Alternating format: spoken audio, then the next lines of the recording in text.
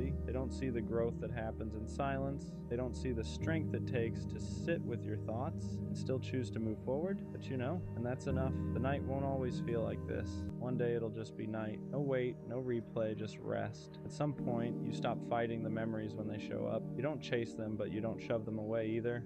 You let them pass through like background noise instead of letting them take over the whole room. That's when you realize you're not healing by force anymore. You're healing by acceptance. Feel like this. You accept that some nights will still feel heavier than others, that certain dates, certain places, certain songs will still stir something inside you. But now, those moments don't define your entire mood.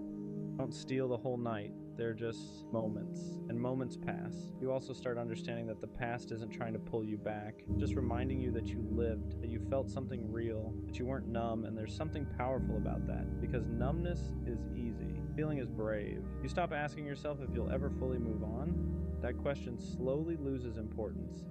Instead, you start asking, am I okay right now? And most nights, the answer becomes yes. Not perfect, not amazing, but okay. And that's enough. You notice how your thoughts begin drifting toward things ahead of you. Plans, goals, small things you're looking forward to. First, it surprises you. Like, when did my mind start doing this? But that's how healing works. It sneaks up on you, one quiet night at a time. And even when the past visits, it doesn't feel like a threat anymore. It feels like a chapter you've already read. One that mattered. One that changed you. Not one you need to reread every night to understand. You're learning how to rest without carrying everything with you, how to sleep without replaying endings, how to let the present exist without being overshadowed by what's already gone, and that's progress.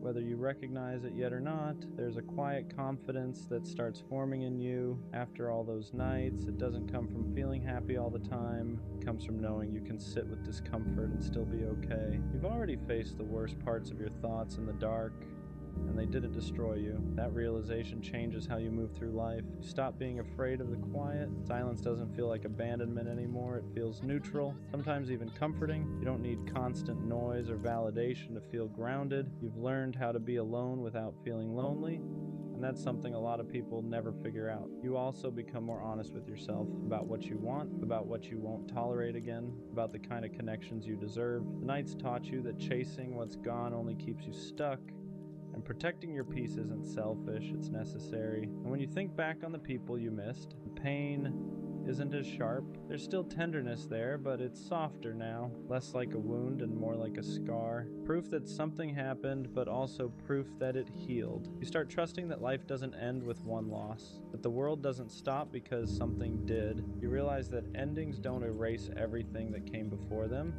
and they don't block everything that comes after. They just redirect you, and one night, without any dramatic moment, you'll notice something small but important. You're tired in a normal way, not emotionally drained, not overwhelmed, just ready to rest. And as you close your eyes, you won't feel haunted, you'll feel present. And then one night, it doesn't hurt anymore. Not in the way it used to. You still remember, but the memories don't grip your chest. They don't steal your breath. They don't pull you backwards. They just exist quietly like old photographs stored away instead of wounds left open. You realize you didn't get over it all at once. You outgrew it slowly, night by night, thought by thought. You kept living even when it was hard. You kept choosing yourself even when part of you wanted to stay stuck in what was familiar. And without noticing, you built something stronger than closure. You built resilience. The nights that once felt unbearable became lessons. They taught you how to sit with yourself, how to listen instead of run, how to accept endings without needing them to make sense. And because of that, you're not afraid of feeling anymore. You're not afraid of caring. You're not afraid of loving again when the time is right. You understand now that pain doesn't mean you failed. It means you were present. It means you opened your heart in a world that doesn't always know how to hold it gently, and that's not something to regret, that's something to respect. Past no longer defines you, it informs you, it shaped you, but it doesn't own you. You carry it with wisdom now, not weight. In the quiet you once feared, it's become peace. So if tonight feels heavy, remember this. You won't always feel like this.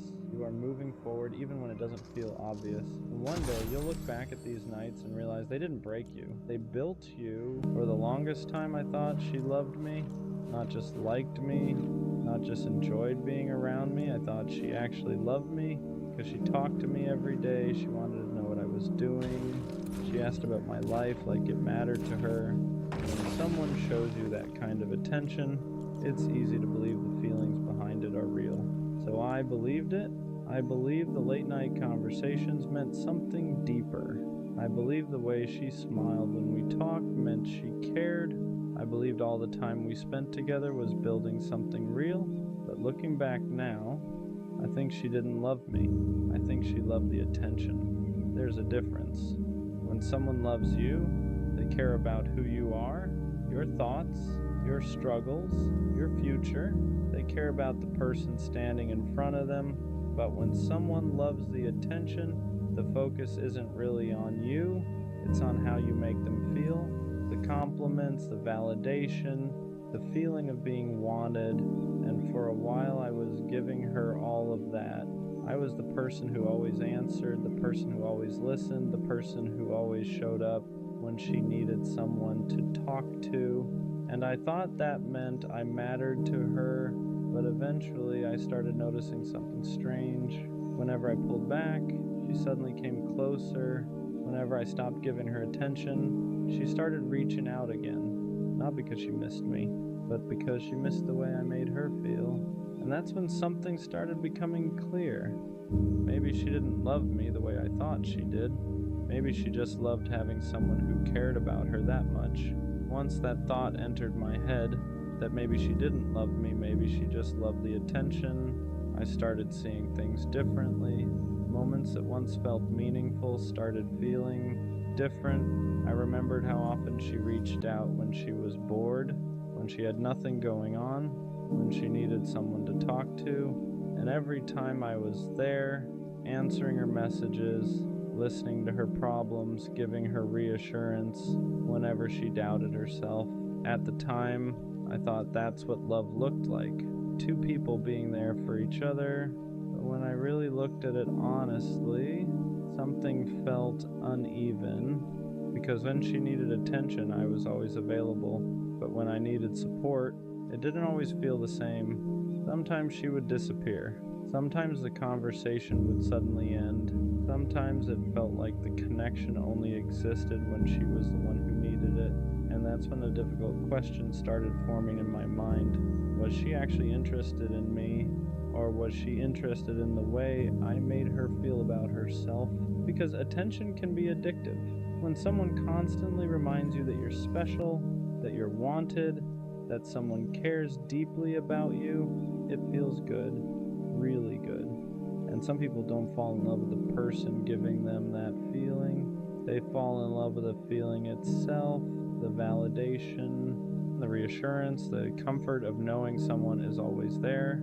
And I think that's what I was to her. Not a partner, not someone she truly wanted to build something with, but someone who gave her a constant source of emotional attention. And the moment I started seeing that pattern, everything began to make more sense. The more I thought about it, the more patterns started standing out. Because when someone actually loves you, their presence in your life is consistent. They don't only show up when they need something. They don't only reach out when they're bored. They don't only care when the attention is focused on them. But with her, the connection always seemed to revolve around how she felt. If she had a bad day, I was the first person she called. If she felt insecure, I was the one reminding her how amazing she was. If she needed someone to listen, I was always there.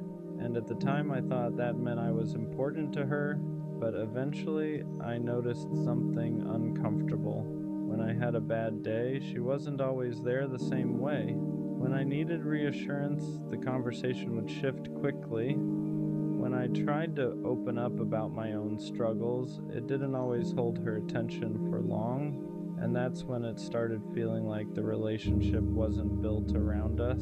It was built around her receiving and me giving. And the scary part about that kind of dynamic is you don't notice it right away. Because when you care about someone, giving feels natural. You don't keep score. You don't measure every moment of effort. You just show up because you believe the connection matters. But slowly you start realizing something. You're the one holding most of the emotional weight. You're the one keeping the conversations alive. You're the one making sure the connection doesn't fade. And when you stop doing that, everything changes. That's when the real truth shows itself. Because the moment I stopped giving her constant attention, something strange happened. She didn't start fighting harder for the connection. She didn't try to understand what changed. Instead, the distance grew. And that's when I realized something that hurt more than the breakup itself. She didn't miss me. She missed the attention I gave her.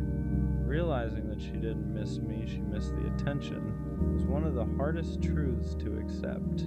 Because when you care about someone deeply, you don't want to believe that your place in their life was built around something that shallow.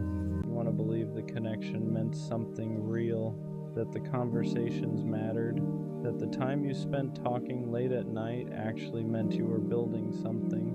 But once I started paying attention to the pattern, it became impossible to ignore. Whenever I gave her attention, everything felt great. She was warm, engaged, interested. She would laugh more, reply faster, make it seem like we had this deep connection. But the moment that attention slowed down, everything changed. Suddenly the conversations felt shorter, the interest faded, the energy shifted, and that's when it finally clicked. Her feelings weren't connected to me. They were connected to the attention I was giving her. Because when someone loves you, their connection doesn't disappear just because the attention changes. But when someone loves the attention, the moment that validation slows down, so does their interest. And looking back now, that explains everything. Why she would suddenly become distant, why she would come back the moment I stopped reaching out, why the connection always felt strongest when I was the one giving the most. It wasn't love, it was validation, and I was the person supplying it.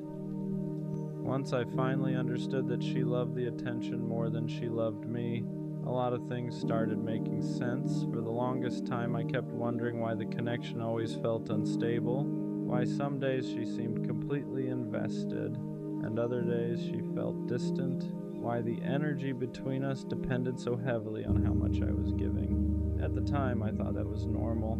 I thought relationships just had ups and downs. But there's a difference between normal ups and downs and a connection that only exists when one person is constantly feeding it. And that's what this was. Whenever I was fully present, texting first, asking about her day, complimenting her, showing that I cared, everything felt good between us. But when I pulled back even slightly, the dynamic changed immediately. The warmth disappeared, the conversation slowed down, and the connection that once felt so strong suddenly felt fragile. That's when it became impossible to ignore what was really happening. Because love doesn't disappear just because attention shifts for a moment, but validation does. Validation needs constant reinforcement. It needs someone to keep providing that feeling of being admired and wanted, and once that source slows down, the person who depended on it starts looking for it somewhere else. That's when I realized something that hurt more than I expected. I wasn't the person she loved. I was the person who made her feel important. And once you realize that difference, you start understanding the relationship in a completely different way. Once that realization settled in, that she loved the attention more than she loved me, something inside me started shifting. At first it hurt more, because it meant all the things I thought were meaningful might not have meant the same thing to her. All those long conversations, all the moments where she told me things she said she didn't tell anyone else, all the time she said she appreciated having me in her life. I thought those things meant we were building something real, but now I started seeing them through a different lens. Maybe she didn't say those things because she loved me. Maybe she said them because she loved the feeling of having someone who cared about her that much. And that's a dangerous dynamic, because when someone becomes your main source of validation, it feels powerful. You feel admired, you feel important, you feel like someone is always there to remind you that you matter. But that feeling isn't the same as love. Love cares about the person giving the attention. Validation only cares about the feeling it creates. And the more I thought about it, the more I realized something uncomfortable. Whenever I tried to shift the focus of the relationship, whenever I wanted something deeper, the energy changed. If I asked serious questions about where things were going, if I talked about building something more stable, if I needed emotional support myself, That's when the connection suddenly felt weaker, almost like the relationship only worked when I was the one giving, not when I needed something back. And that's when the truth became impossible to ignore. The relationship wasn't built on mutual connection, it was built on attention, and I was the one providing it. After I understood that the relationship was built more on attention than love, another uncomfortable truth started showing itself. I wasn't just giving attention, I was maintaining the entire connection. I was the one making sure the conversation didn't die. I was the one checking in first. I was the one asking how she was doing, making sure she felt heard, making sure she felt valued. And at the time, I didn't see that as a problem. When you care about someone, putting in effort feels natural. You don't think about it like a transaction. You think about it like loyalty. But over time, I started noticing something. The relationship only felt alive when I was feeding it. Whenever I stepped back, even a little, everything started fading. The messages slowed down. The energy dropped. The connection that once felt strong suddenly felt fragile. And that's when it hit me. Love doesn't disappear the moment someone stops giving constant attention, but validation does. Validation needs fuel. It needs someone constantly reminding you that you're wanted, that you're interesting, that someone is thinking about you. And the moment that fuel slows down, the person who depended on it starts feeling empty. That's when they either come back asking for more, or they go find someone else who will give it to them.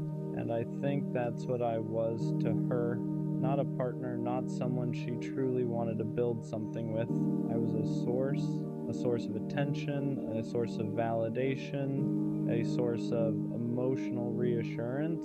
And once you realize you were someone's source, not their choice, the whole relationship starts looking different. Once I accepted that I was just a source of attention for her, something else started becoming clear. The connection only existed when it benefited her emotionally. Whenever she needed reassurance, I was important. Whenever she felt lonely, I mattered. Whenever she needed someone to remind her that she was attractive, interesting, or worth talking to, suddenly I was the person she wanted to talk to again. But the moment she felt good again, the moment that emotional gap inside her was filled, something would change. The urgency would disappear. The replies would slow down, the energy would fade, and I would sit there wondering what I did wrong. For a long time, I blamed myself for those shifts. I thought maybe I said something wrong. Maybe I wasn't interesting enough. Maybe I didn't keep the excitement alive. But once you understand the difference between love and attention, everything makes more sense. Love stays even when the excitement fades. Love stays even when you're not constantly entertaining someone. Love stays even when the validation slows down for a moment. But attention doesn't work like that. Attention is temporary. It's something people chase when they need to feel good about themselves. And once they get that feeling again, they don't always need the person who gave it to them anymore. Looking back, that explains why the connection always felt inconsistent. It explains why some days she felt deeply invested in us all, and other days it felt like she barely noticed I existed, because I wasn't the person she loved. I was the person she turned to whenever she needed to feel important. And once I saw that clearly, the whole relationship started making sense in a way it never had before. For a while, realizing that hurt more than anything else, because nobody wants to believe they were just someone's source of attention. You want to believe the connection meant something deeper. You want to believe the time you invested mattered in the same way for both of you. But eventually something changed in the way I saw it. I stopped feeling embarrassed about how much I cared, because caring deeply isn't the problem. The problem is giving that level of attention to someone who only values the feeling it gives them. And that's a big difference. There's nothing wrong with being loyal. There's nothing wrong with showing up for someone you care about. The mistake is believing that everyone who accepts your attention values it the same way you do. Some people appreciate attention, other people depend on it. And the people who depend on it will keep you close. as long as you keep feeding that feeling inside them.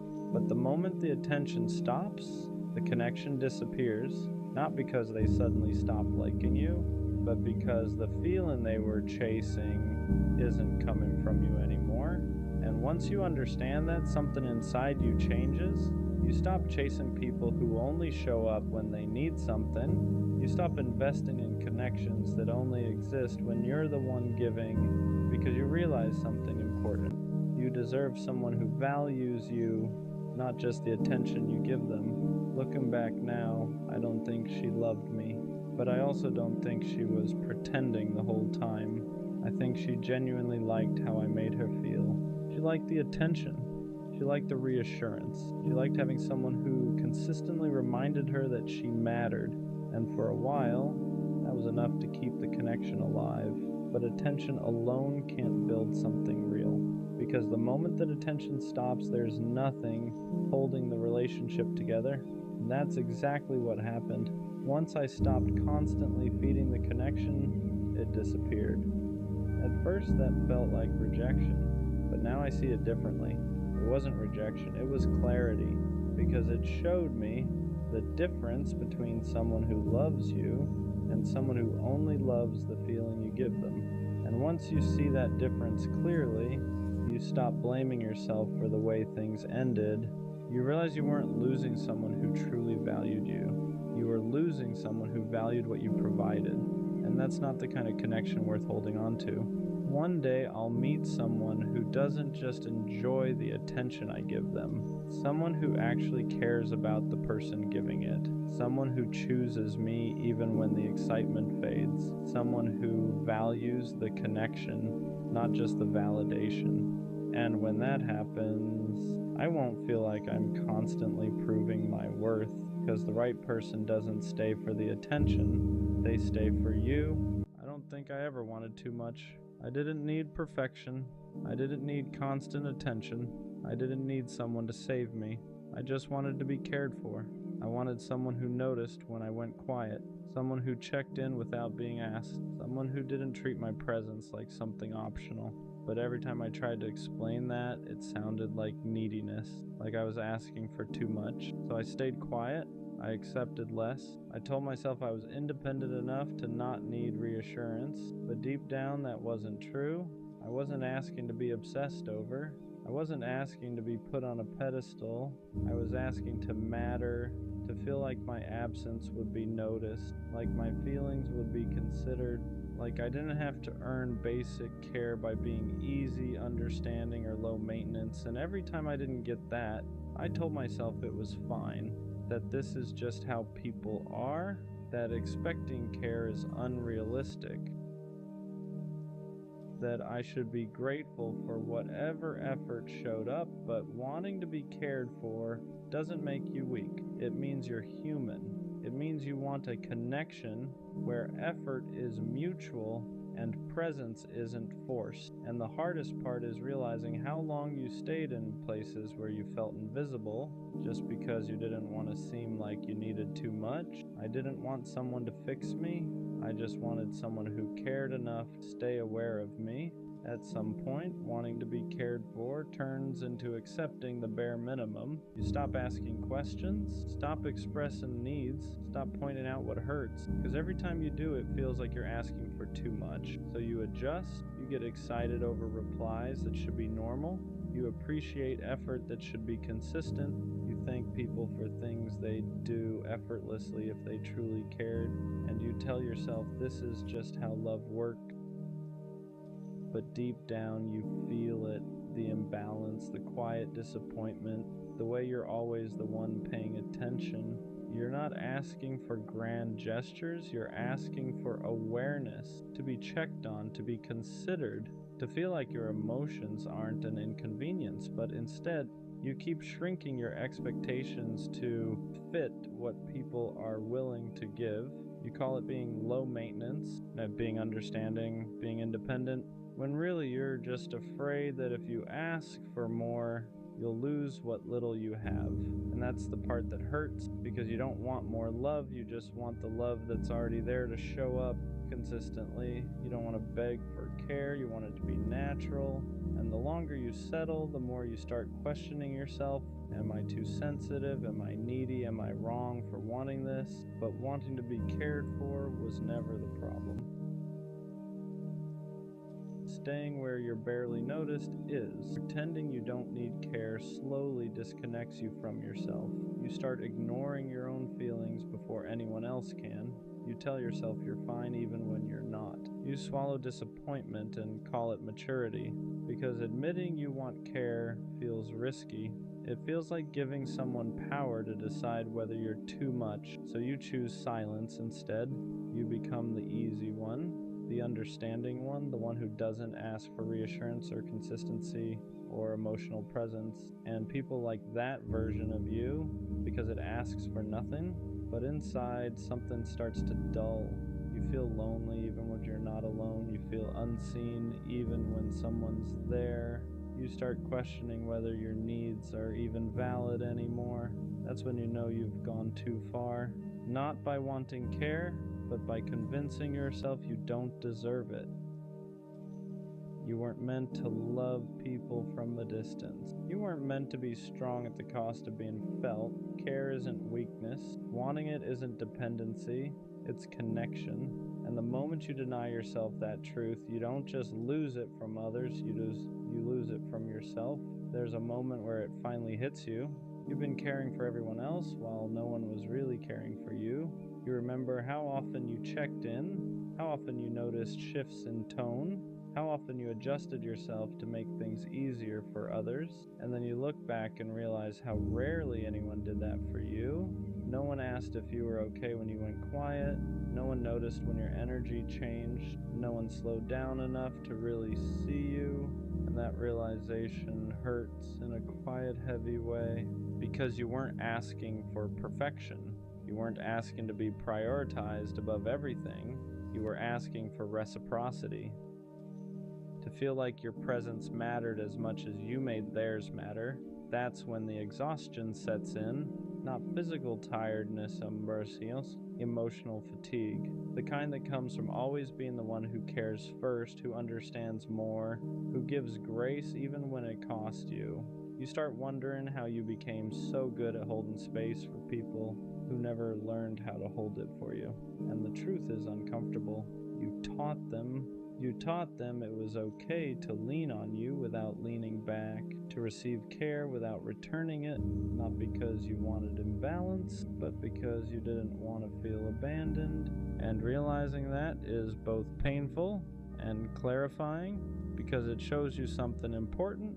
You weren't asking for too much, you were just asking it from the wrong people. That realization changes how you choose people. You stop being impressed by words. You stop getting attached to potential. You stop mistaking attention for care, because now you know the difference. Care looks like consistency. It looks like remembering.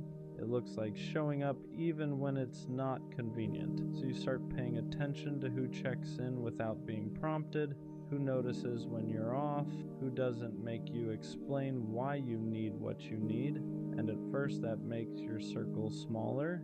You walk away from people you once would have stayed for. You stop overextending. You stop being the only one holding things together. Not because you don't care anymore, but because you finally care about yourself too. You don't chase care now. You don't hint at it. You don't downplay your needs to make someone comfortable. You let people show you how they show up. And if they don't, you don't argue with it. You don't try to teach them how to care. You accept the information and move accordingly, because wanting to be cared for isn't a flaw, it's a boundary. And the moment you start honoring it, you realize something important. You'd rather be alone than be surrounded and still feel unseen. Choosing yourself feels lonely at first, not because you made the wrong choice, but because you stopped filling the silence with people who never really saw you. You notice the absence quickly, the lack of constant conversation, The quiet that comes when you're no longer overgiving just to stay connected. And that quiet can be uncomfortable because for a long time, being needed made you feel valued. Being available made you feel important. Being the one who cared most made you feel like you belonged. Now you don't do that anymore. You don't reach out first every time. You don't check in when it's never returned. You don't hold space for people who won't hold it for you. And yes, that leaves gaps, but those gaps feel different than the loneliness you had before. Before you were lonely even when surrounded by people. Now you're alone but at peace. There's no resentment building, no quiet disappointment, no wondering why you're not enough. Just space to breathe, space to feel what you feel, space to rebuild a relationship with yourself that isn't based on neglect. You start realizing that loneliness with self-respect is lighter than connection without care. And once you taste that peace, it's hard to go back because you finally understand being cared for starts with not abandoning yourself anymore. Learning how to receive care is harder than giving it. That part surprised me. I was always good at showing up, at checking in, at being thoughtful without being asked. But when someone tried to do that for me, I didn't know how to relax into it. I questioned it.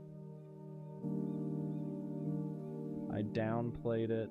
I felt uncomfortable being the one who was noticed because for so long, care felt conditional, like something you earned by being useful, easy, understanding. So when someone offers it freely, without you proving anything, your first instinct is to brace yourself. You wait for it to disappear, you look for the catch, you assume it won't last, and that's not because you don't want care, it's because you're not used to it being consistent.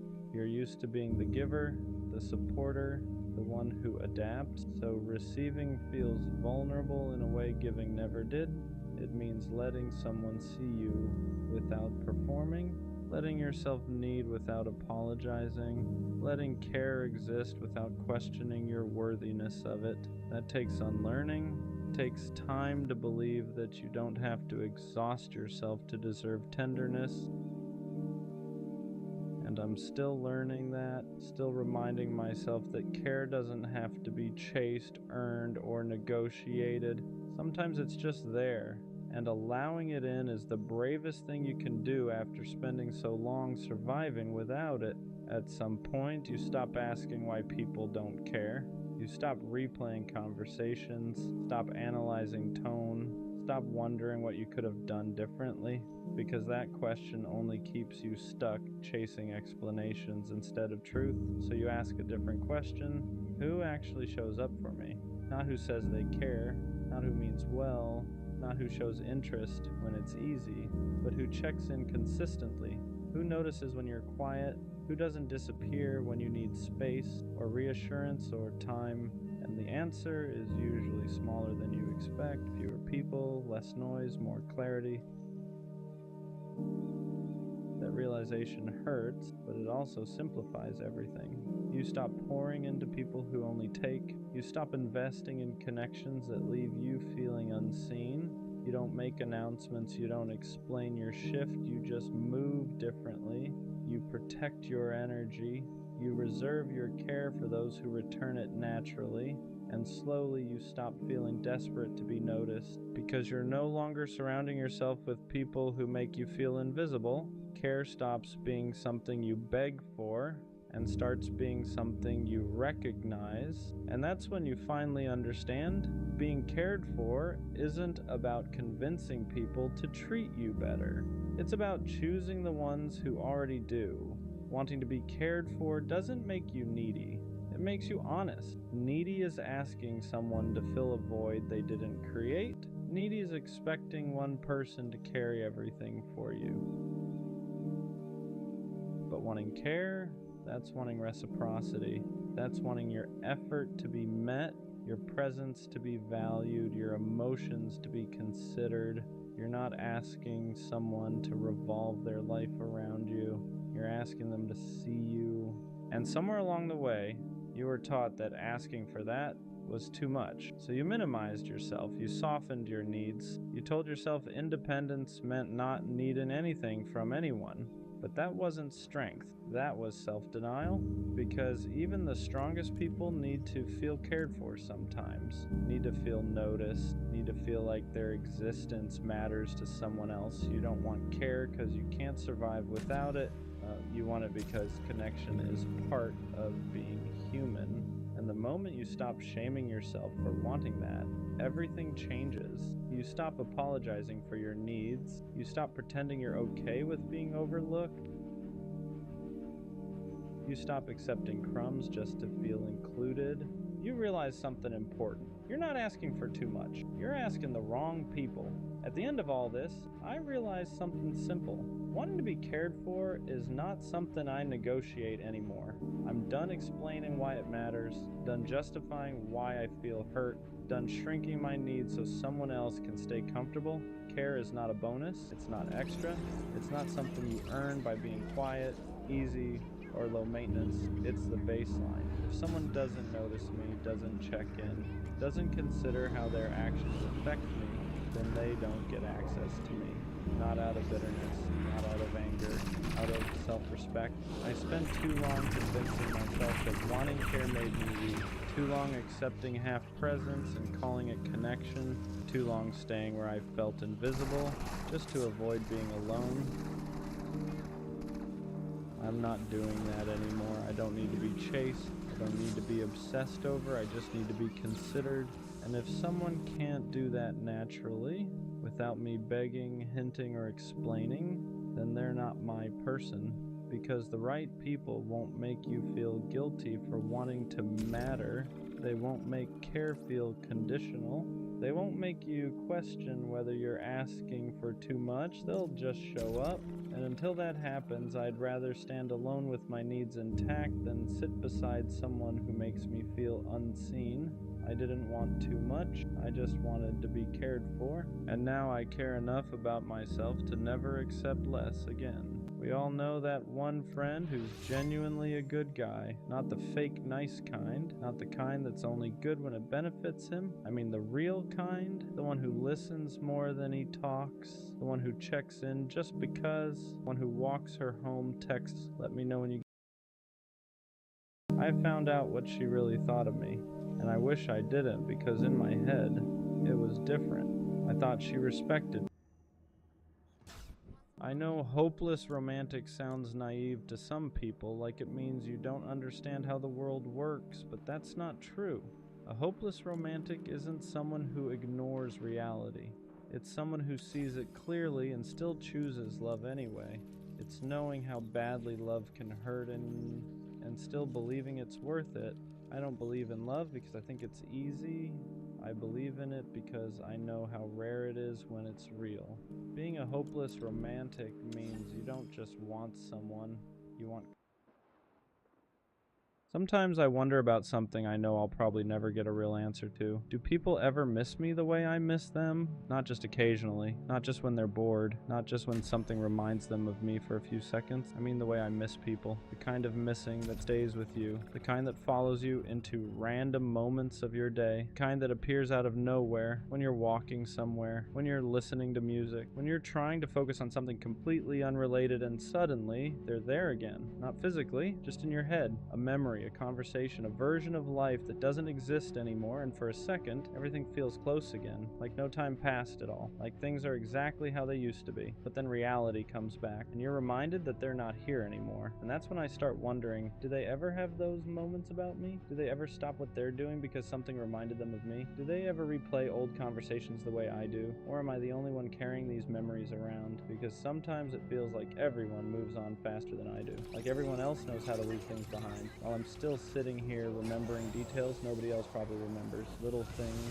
the way conversations felt, the things they used to say, the moments that seemed small at the time but somehow became important later. I know I'm probably not supposed to think about it this much, but sometimes I do, because when someone mattered to you, it's hard not to wonder if you mattered to them too, not just while you were there, but after you were gone. I think that's what the question is really about, not whether they remember me, but whether I meant enough to be missed, because those are two different things. People remember a lot of things, old schools, old houses, old friends, old versions of their life, but missing something, that's different. Missing something means it still affects you somehow. It means there's still a feeling attached to it, and that's what I wonder about, because I know how it works on my side. I know what it's like to miss someone months later, sometimes years later, not because I'm stuck, not because I haven't moved on, but because certain people leave an impact. And impacts don't just disappear because time passed. Sometimes you can be completely fine, living your life, doing your own thing, and then something reminds you of someone, and suddenly you're thinking about them again, not because you want them back, not because you're trying to reopen the past, just because they existed in a meaningful part of your life, and that matters. So when that happens to me, I wonder if it happens to them too. Do they ever hear a song and think about me? Do they ever remember a conversation we had? Do they ever think about who I am now? Or did I become one of those people they stop thinking about completely? Because that's what scares me sometimes, not losing people, but becoming forgettable, becoming someone who was important for a moment, and then eventually became nothing more than a distant memory. And I know that's probably part of life, but it still makes me wonder. The thing is, I've missed people without ever telling them. I've thought about people without reaching out. I've remembered people without saying a word, and that's what makes this question harder, because maybe other people do the same thing. Maybe they've thought about me. Maybe they've missed me. Maybe there were moments where they wanted to text me, wanted to talk to me, wanted to know how I was doing, but never acted on it, because I've done that. I think most people have. Sometimes you miss someone and still stay silent, not because you don't care, but because you don't know what to say,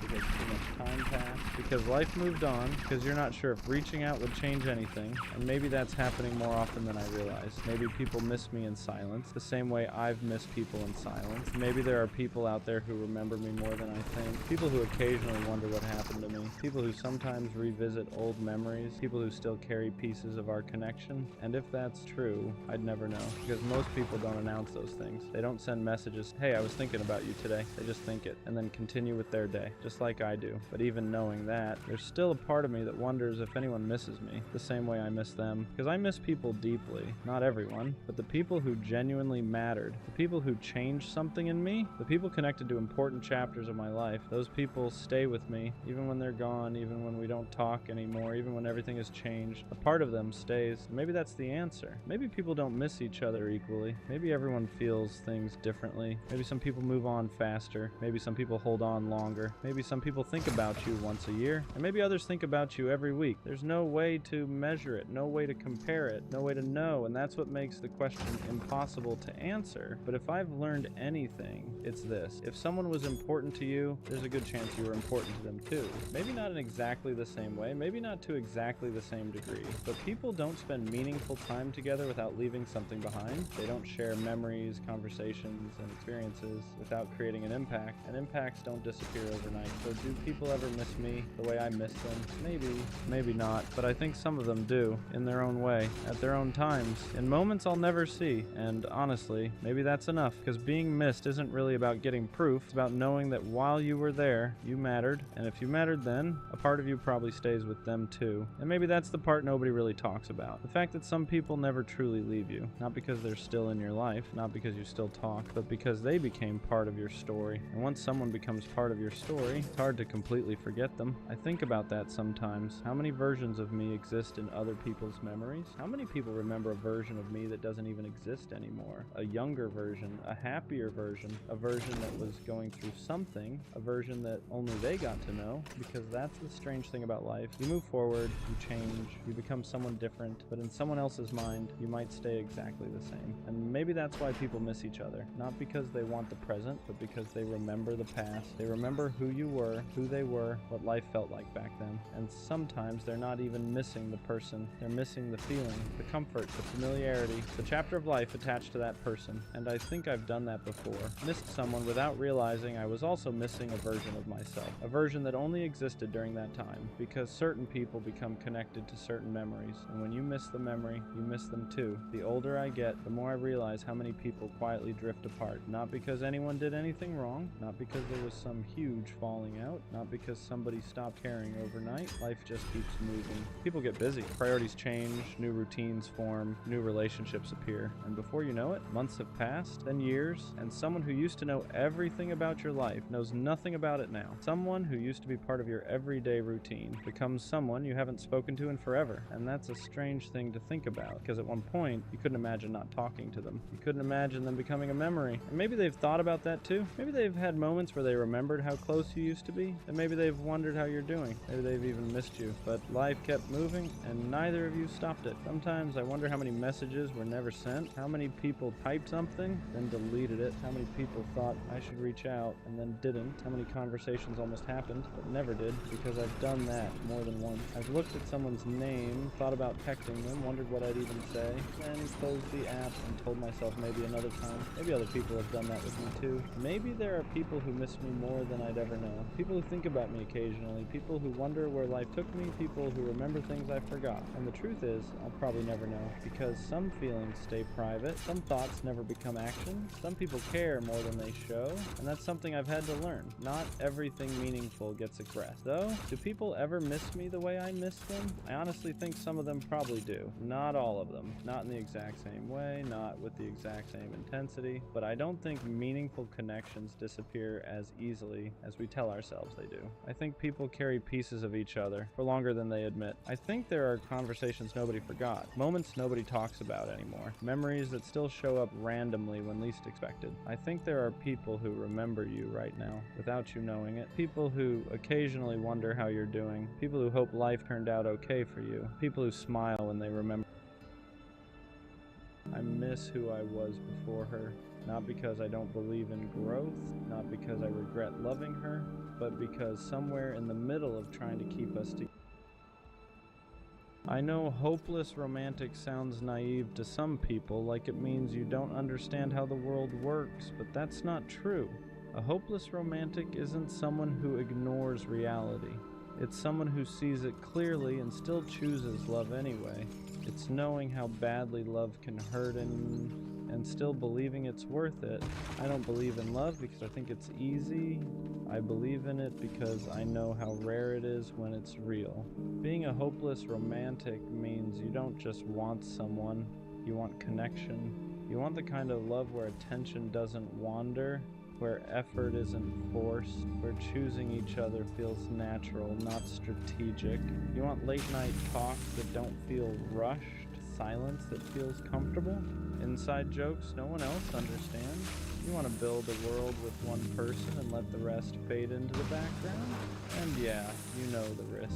You know love can leave scars. You know it can change you. You know it can take pieces of you that don't come back the same. But being a hopeless romantic means you'd rather feel deeply than live safely. You don't want love that's casual. You don't want to act detached.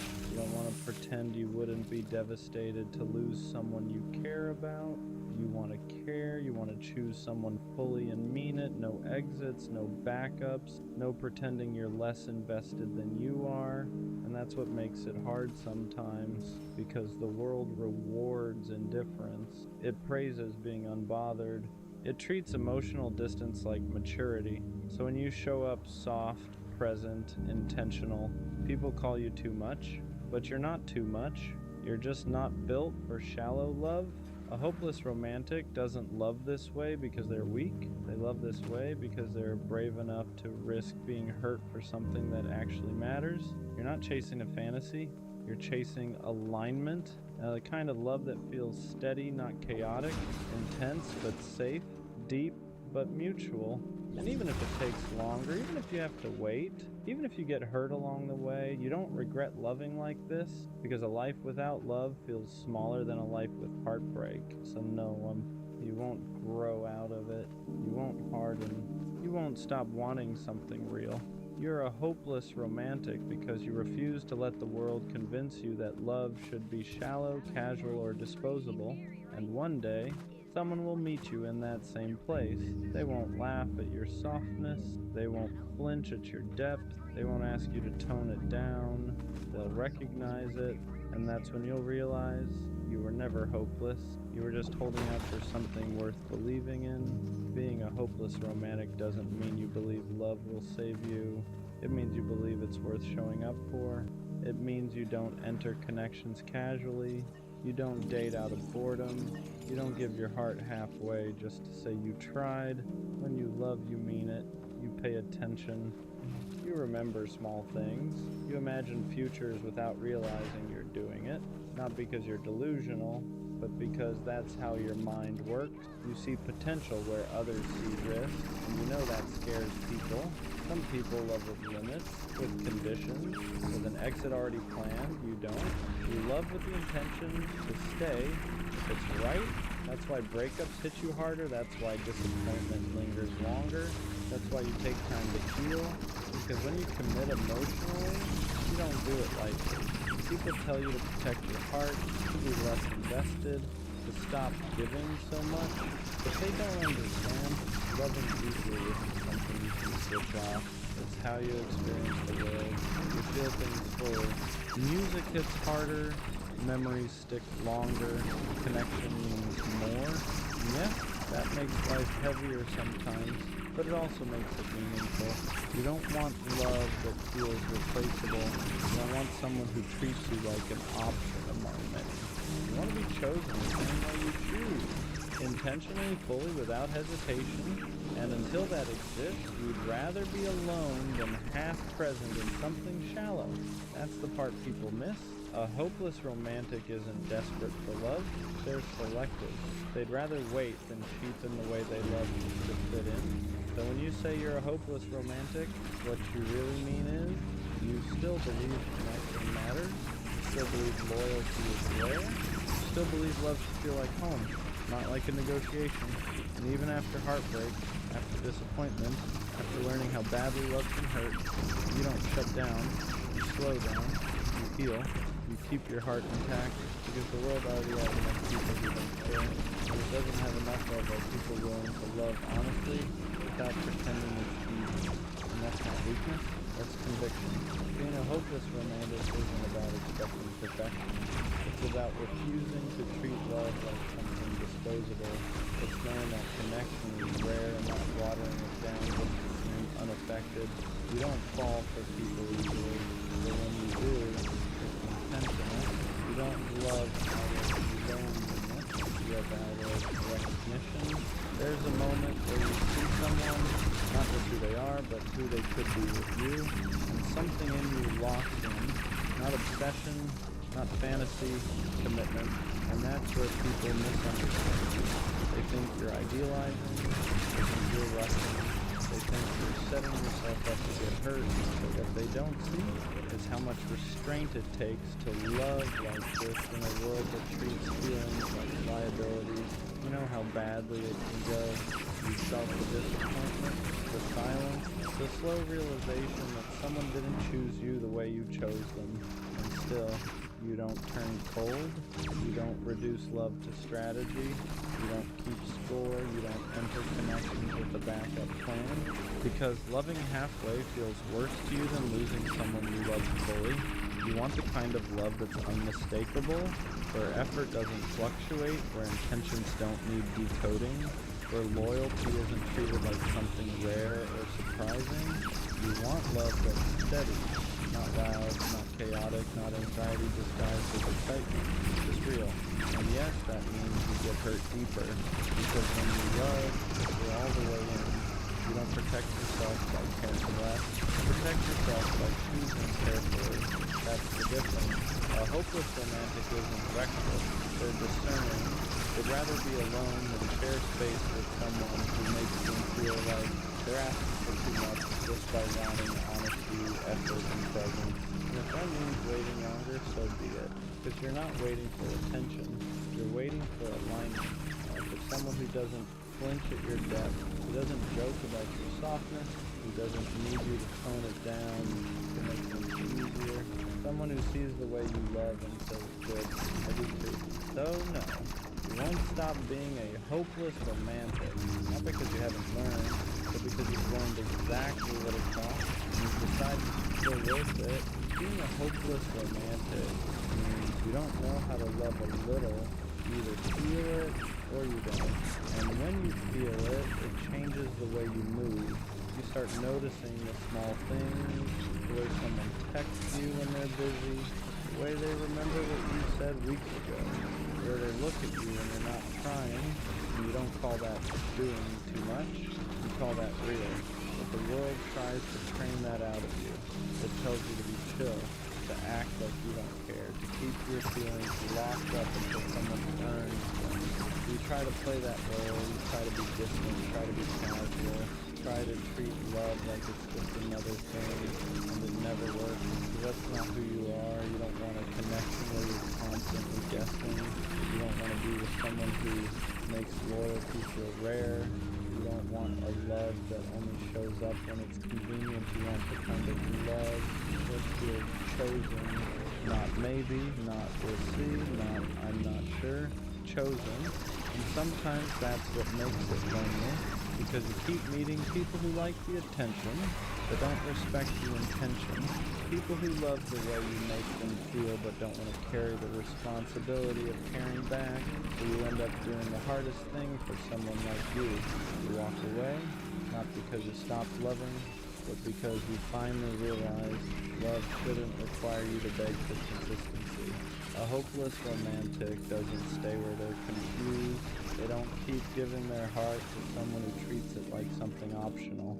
They'd rather be alone than feel lonely next to someone, and that's not weakness, that's standards. Because if you love deeply, you have to protect that depth, not by becoming cold, but by becoming honest about what you need, and what you need is simple: presence, effort, loyalty, clarity, the kind of love that doesn't make you question yourself for wanting something real. What hurts the most as a hopeless romantic isn't rejection. It's realizing someone enjoyed being loved by you, but never intended to love you the same way. They liked the attention, the consistency, the way you showed up without hesitation, but when it came time to match that energy, to choose you with the same certainty, they hesitated, and that hesitation sticks with you because you don't love casually, you don't give pieces of yourself without meaning to. So when someone accepts your love without offering clarity in return, it feels like betrayal, even if they never promised anything. That's the quiet pain of being a hopeless romantic. You assume people love the way you do, with intention, with follow-through, with the understanding that feelings carry weight, and when they don't, you start questioning yourself. Am I asking for too much? Am I moving too fast? Am I wrong for wanting something solid? But the truth is, you weren't wrong. You were just loving someone who didn't have the same capacity. Some people like being cared for more than they like caring back. They want the benefits of your depth without the responsibility of meeting it, and learning that forces you to grow. Not by loving less, but by loving smarter. You start paying attention to actions, to consistency, to whether someone shows up when it's easy and when it's inconvenient. You stop pouring into people who only give when it suits them, not because you've become colder, but because you've learned your heart isn't something everyone deserves access to. Being a hopeless romantic doesn't mean you accept crumbs. It means you believe in love enough to walk away when it's not being returned honestly. And that's the part people don't see. Your softness comes with strength, your depth comes with discernment, because loving deeply also means knowing when to stop. Being a hopeless romantic means waiting doesn't scare you, settling does. You've seen what happens when people accept love that's almost right. They grow quieter, they grow distant, they start convincing themselves that good enough is enough, and you know that could never be you. You don't want a relationship that slowly drains you. You don't want love that feels like compromise from the very beginning. So you wait, not because you think you're better than anyone else, but because you know yourself. You know how deeply you attach, how fully you commit, how once your heart is in, it doesn't wander. And you also know what happens when that kind of heart ends up in the wrong hands. It gets taken for granted, it gets tested, it gets stretched until it starts hurting more than it should. So patience becomes protection. You don't rush intimacy. You don't force connection. You let people show you who they are before you give them access to who you are. That's not fear, it's wisdom learned the hard way. Some days the waiting feels heavy. You watch people pair off quickly. You hear about relationships that just happened. You wonder if maybe you're overthinking things, but deep down you know the truth. You're not waiting for attention. You're waiting for alignment, for someone who doesn't flinch when things get real, who doesn't pull back when feelings deepen? Who doesn't treat commitment like a loss of freedom? You want someone who stays present, who chooses you clearly, who doesn't make you question whether you're asking for too much. Because to you, love isn't supposed to feel confusing. It's supposed to feel steady. And until that exists, being alone is still better than being half-loved. That's the quiet strength of being a hopeless romantic. You don't chase, you don't beg, you don't lower your standards just to say you're not alone. You wait, not because you're hopeless, but because you believe the right love won't require you to betray yourself. People like you feel things more intensely, not because you're dramatic, but because you're present. When something matters to you, it doesn't sit quietly in the background, it moves through you, it stays with you. Love doesn't just pass through your life, it marks it. That's why moments linger longer, why memories feel heavier, why connections don't fade easily once they've mattered. When people tell you that's a problem, they say you should care less, detach quicker, move on faster. But they don't understand what intensity really is. Intensity isn't chaos, it isn't instability, it isn't losing control. It's depth, it's the ability to feel joy fully and grief honestly, to experience connection without numbing yourself just to make it easier. You don't skim life, you dive into it. And that's why love feels different to you than it does to most people. You don't forget easily, you don't replace people quickly, you don't treat connection like something interchangeable. When you love, it's intentional. That's why heartbreak hits harder. Because you didn't hold back, you didn't love with conditions, you didn't prepare an exit in advance, you showed up honestly. And while that hurts more in the moment, it also means something important. Nothing about your love was fake. You don't look back wondering if you tried hard enough, if you cared enough, if you were too guarded. You know you gave what you had, and that kind of certainty matters. Intensity becomes a problem only when it's given to the wrong people. With the right person, your depth won't feel overwhelming, it'll feel grounding. They won't ask you to tone it down. They won't joke about you caring too much. They won't treat your feelings like something they need to manage. They'll meet you there, because the truth is, the world doesn't need fewer people who feel deeply. It needs more people who aren't afraid to. And being a hopeless romantic means you refuse to apologize for having a heart that actually shows up. At some point, you learn how to guard your heart without becoming guarded. That's a hard balance for someone like you, because you don't want to turn cold, you don't want to love halfway, you don't want to build walls so high that nothing real can get in.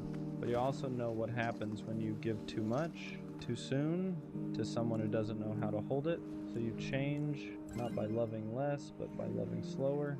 You stop giving access before effort is proven.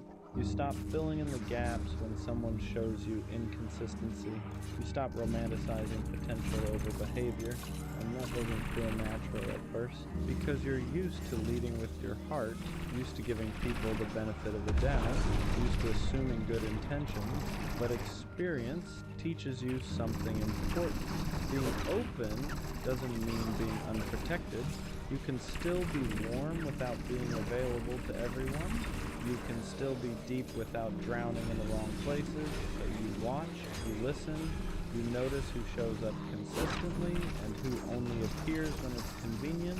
You let people reveal themselves instead of rushing to explain them. And that's when your love becomes safer, not smaller.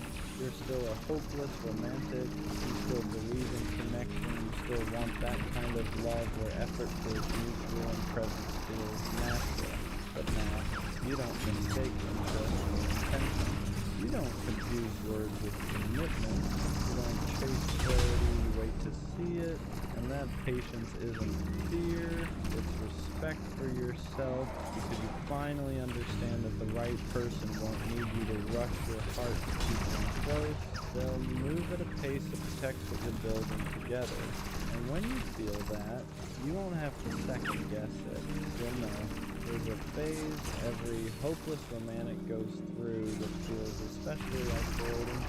The part where you've learned enough to stop choosing the wrong people, but you haven't met the right one yet. So you're not heartbroken anymore. You're not chasing. You're not settling. You're just alone. And people don't understand that version of you. They assume you've become distant, that you've lost interest, that you've changed, but really you've just stopped forcing connection where it doesn't fit. You're not closed off. You're selective. You're not cold. You're careful. You've reached a place where surface level attention doesn't move you anymore. Small talk feels hollow. Inconsistent effort feels loud. Mixed signals feel exhausting. So you walk away sooner. You disengage faster. You don't explain yourself as much, and that can feel lonely because now you're surrounded by people but not met by anyone. You want depth. You want presence. You want someone who doesn't flinch when emotions enter the room, and until that shows up, nothing else feels worth your heart. This is usually the point where people tell you to lower your standards, to be more flexible, to give someone a chance. They don't understand what it costs you to love the wrong person. They don't feel the aftermath the way you do, the way it lingers, the way it reshapes you, so you hold your ground, even when it feels quiet, even when it feels like you're the only one still believing in something deeper, because you know this loneliness is different from the loneliness you felt before. Before you were lonely because you were giving your heart to people who couldn't hold it. Now you're lonely because you're protecting it, and that difference matters. This space isn't empty. It's the space right before alignment. The moment right before someone finally sees the way you love and doesn't ask you to soften it. And even though it's hard, even though it tests your patience, you stay here because you know the right love won't arrive while you're busy entertaining the wrong ones. Being a hopeless romantic was never about fantasy. It was about faith. Faith that connection matters, but loyalty still needs comfort. But choosing one person fully isn't outdated. Intentional. For a long time, you wondered if this way of love was something you were supposed to grow out of. If heartbreak was meant to harden you, if disappointment was meant to teach you to want less, but it never did. Every time you tried to love casually, it felt wrong. Every time you tried to detach, it felt empty. Because loving deeply was never a habit you picked up. It was part of who you are. You weren't built to love halfway. You weren't meant to treat people like options. You weren't meant to keep one foot out the door just in case. Yes, that made the journey harder. You felt things more intensely. You lost futures you'd already imagined. You walked away from people you still cared about because they couldn't meet you where you stood. But none of that was wasted. Every disappointment refined you. Every heartbreak taught you discernment. Every lonely stretch strengthened your standards. Not so you'd love less about it than but so you'd love right. Now you understand something clearly. Being a hopeless romantic doesn't mean you ignore reality. It means you face it and still refuse to settle. You don't want perfect love. You want present love. The kind that doesn't confuse you. The kind that doesn't require self-editing. The kind that chooses you with the same certainty you offer in return. And when that finally arrives, it won't feel overwhelming. It won't feel chaotic. It won't feel like something you have to chase. It will feel calm, mutual, fed. You won't wonder where you stand. You won't question if you're asking for too much. You won't feel like you're loving harder than you're being loved. And in that moment, everything will make sense. All the waiting, all the walking away, all the times you chose being alone over being half-loved. You weren't too much. You were just ahead of your time in a world that forgot how to love with intention. So no, being a hopeless romantic isn't something you need to fix. It's something you protect, because when the right person finally meets you there, they won't try to change you, they'll recognize you, and you'll realize you were never hopeless at all. You were just holding out for a love that was worthy of you. I found out what she really thought of me, and I wish I didn't, because in my head, it was different. I thought she respected me. I thought she valued me. I thought the way I showed up actually meant something to her. But the truth, it wasn't what I believed. And it didn't come out in a direct way. Not a conversation. Not something she sat me down and said. It came out indirectly, through things I wasn't supposed to hear, through how she spoke when I wasn't around. That's when it hit me. The version of me in her head wasn't the same as the version of me I thought she saw. At first I didn't want to believe it because it didn't match how she acted around me. With me, she seemed calm, interested, like she actually cared. But what I heard didn't sound like that version of her at all. It sounded detached, like I wasn't that important, like I was just there. And that's what messes with you. When someone treats you one way to your face and thinks something completely different behind it, because now you don't know what was real, the way she talked to you, or the way she talked about you. And once I heard it, I couldn't unhear it. Every memory started changing. Moments that felt genuine started feeling questionable. Things she said started sounding different in my head, because now I was looking at everything through a new lens, a more honest one. And the more I thought about it, the more it started making sense. Why sometimes her energy felt off. Why sometimes I felt like I was trying harder. Why something always felt slightly uneven. I just didn't want to accept it back then. Because when you care about someone, you don't want to believe they see you differently than you see them. You want to believe it's mutual, that the respect is equal, that the value is the same on both sides. But it wasn't, not really. Because if she truly saw me the way I thought she did, she wouldn't have spoken about me like that. She wouldn't have minimized what I was giving. She wouldn't have treated my presence like something replaceable. And that's the part that hits your ego. Not in a loud way, in a quiet way. Because now you're not just dealing with losing her. You're dealing with realizing how little you meant in her perspective. While you were taking her seriously, she wasn't taking you the same way, and that imbalance, it hurts more than the ending. For a while I started questioning myself, like maybe I misread everything. Maybe I thought it was deeper than it actually was. Maybe I gave too much meaning to something that wasn't built to hold it, because when someone sees you as less than what you believed, it makes you feel like you got it wrong. But here's what I had to understand. Just because she didn't value me properly, doesn't mean I wasn't valuable. The problem wasn't who I was, it was how she saw me. And you can't control that. You can show up right, you can be real, you can be consistent, but if someone already has a limited view of you, they're going to treat you based on that, no matter how you show up. And that's why nothing I did changed it, because the issue wasn't effort, it was perception. Once I understood that, the pain started shifting, because now it wasn't about trying to prove something to her anymore. It was about realizing I was giving energy to someone who didn't even see it properly. And that's a different kind of clarity, because it makes you stop chasing, stop explaining, stop trying to be understood by someone who already decided how they see you. And honestly, I'm glad I found out, even though it hurt, because I would have kept going, thinking it was deeper than it actually was, thinking she valued me the way I valued her, and that would have kept me stuck. But the truth, even when it's uncomfortable, it frees you. So yeah, then I found out what she really thought of me, and it wasn't what I expected, but now I see it clearly. The right person doesn't make you question your value. They don't talk about you like you're nothing. They don't treat you like you're replaceable.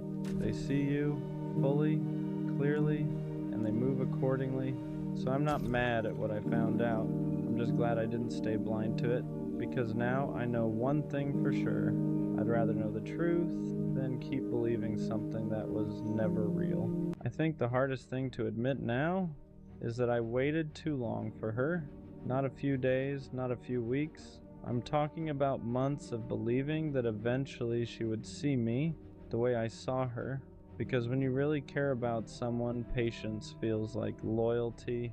You tell yourself that love isn't supposed to be rushed, that real connections take time, that sometimes people just need space to figure things out. So I gave her that space. I stayed patient when things felt uncertain.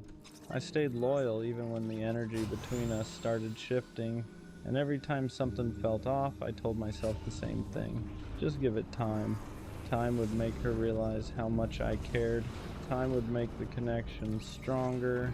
Time would make everything finally fall into place. But looking back now, I realize something painful. Sometimes time doesn't fix things. Sometimes time just shows you what someone was never going to choose. And while I was waiting, she was slowly moving in a different direction. When you wait for someone you care about, it doesn't feel like you're wasting time. It feels like you're being loyal. You tell yourself that patience is proof that your feelings are real, that if you just stay consistent long enough, eventually they'll see what's right in front of them. So that's what I did. I stayed. Even when the signs started becoming confusing, there were moments where she would pull closer again. Moments where the conversations felt like they used to. Moments where she would say things that made it seem like maybe, just maybe, we were finally getting somewhere. And every time that happened, it reset my hope. It made me believe the waiting was worth it. Because hope is powerful. Hope convinces you that the future will eventually match the way you feel. But the problem with hope is that it can keep you standing in the same place while the other person is slowly walking somewhere else. And I didn't see that at the time, because while I was waiting for things to become clearer, she was slowly becoming less certain about us. And the scariest part is how quietly that shift happens. It doesn't start with a big moment. It starts with small changes, replies that come slower, conversations that feel shorter, energy that feels just a little different than before. At first you ignore it because you tell yourself the same thing you've been telling yourself the whole time. Just give it time. But sometimes time doesn't move people closer. Sometimes it slowly moves them away. And by the time you realize that, you've already waited longer than you should have. The strange thing about waiting for someone is that you don't realize how much time you're giving away until you look back at it. While I was waiting for her to figure out her feelings, my whole mindset was built around patience. I told myself that real connections take time, that people sometimes need space before they realize what's right in front of them. So whenever things felt uncertain, I convinced myself that uncertainty was just part of the process. I thought eventually she would see me the way I saw her, but the longer I waited, the more the relationship started feeling one-sided. Not in obvious ways. She still talked to me. She still checked in sometimes. She still kept the connection alive just enough that it never felt completely over. And that's the part that kept me there. Because every small moment of closeness made it seem like progress. Like maybe we were finally moving towards something real. But looking back now, those moments didn't mean we were getting closer. They just meant she wasn't ready to fully let me go yet. And there's a big difference between someone building something with you and someone keeping you close while they're still figuring out what they want. At the time, I couldn't see that difference clearly. All I knew was that I cared about her, and I believed that eventually she would care about me the same way, so I stayed patient, even when the signs started becoming harder to ignore, even when the connection started feeling less stable than it used to. Because once you invest that much time waiting for someone, it becomes harder to walk away.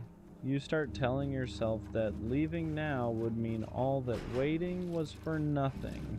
So you stay longer, you give it more time, you hope just a little more, and that's how you end up realizing something painful later on. You didn't just wait for her. You waited too long.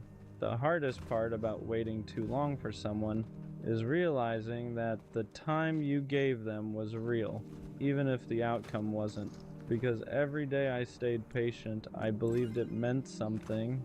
Every message I sent, every conversation where I tried to understand her better, every moment where I chose to stay instead of walking away when things felt uncertain, to me those moments were proof that I cared, proof that the connection mattered enough to fight for.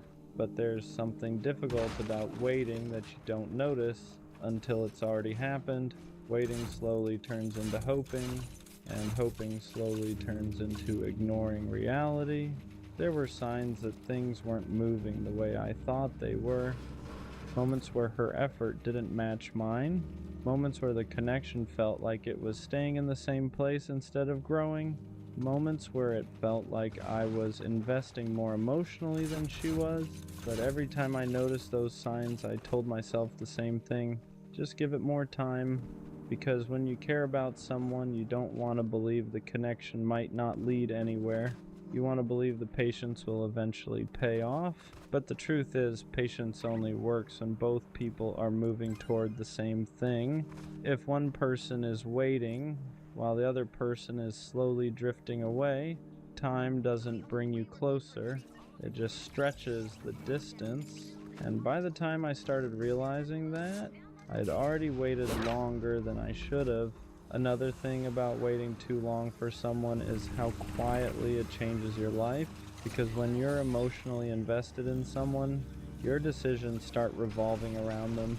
You hold space for them in your future. You imagine what things could become. You avoid moving on because a part of you still believes they might eventually choose you. And that's exactly what I did. I didn't explore other connections. I didn't let myself get too close to anyone else because in my mind, I was already committed to her, even if the relationship wasn't fully defined. And that's the trap of waiting. You stay emotionally loyal to someone who hasn't fully chosen you yet, not because you're naive, but because you believe loyalty will eventually be recognized. You believe that if someone sees how patient you are, how consistent you are, how much you care, they'll eventually realize you're the right person. But life doesn't always work like that. Sometimes people appreciate your patience, sometimes they even care about you, but that doesn't always mean they'll choose you. And that's a painful thing to understand because it means the time you gave them didn't guarantee the future you imagined. And when that realization finally hits, you start asking yourself a difficult question. Was I waiting for the right person? Or was I waiting for someone who was never going to choose me in the first place? Once I started asking myself that question honestly, everything began to look different. Because when you stop looking at the situation through hope, you start seeing it through clarity, and clarity shows you things you didn't want to notice before. Like how often I was the one reaching out first, how often I was the one trying to keep the connection alive, how often I was the one convincing myself that things would eventually work out. At the time, I thought that was just what patience looked like, but now I understand something important. Patience in a relationship only makes sense when both people are building something together. If only one person is investing time, effort, and emotional energy, that's not patience, that's imbalance. And I was standing in that imbalance longer than I should have because I kept believing that eventually the effort would be returned, eventually the connection would stabilize, eventually she would see me the same way I saw her, but eventually never came. And the hardest part about realizing that isn't just the heartbreak, it's realizing how much time you spent waiting for something that was never truly moving toward you. For a while that realization made me feel foolish, because it made me feel like I should have known sooner, like I should have seen the signs earlier, like I should have walked away the moment things started feeling uncertain. But the truth is, caring about someone doesn't make you foolish, it makes you human. When you believe in someone, you want to give them